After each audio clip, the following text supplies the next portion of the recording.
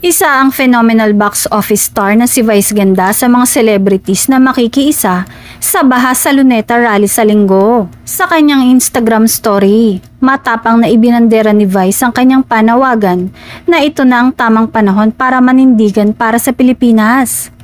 Magkita-kita tayo sa Luneta sa Linggo. Oras na para wakasan ang kagarapalan ng mga hayop na magnanakaw sa gobyerno. Ang mensahe ng TV host comedian. Bukod kay Vice, inaasahan din ang pagdalo ng iba pang artista at personalidad sa naturang kilos protesta sa Luneta at EDSA People Power Monument. Ito ay upang kalampagin ng mga magnanakaw na politiko at mga korap na opisyal at government contractors na sangkot sa maanumalyang flood control projects.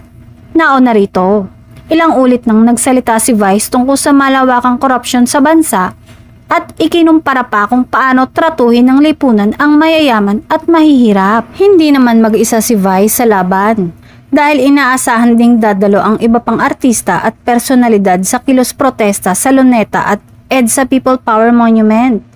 Layunin ng pagtitipon ng kalampagin ng mga tiwaling politiko, opisyal ng gobyerno at mga kontraktor na umano'y sangkot sa maanumalyang flood control projects na nagiging ugat ng paulit-ulit na pagbaha sa bansa.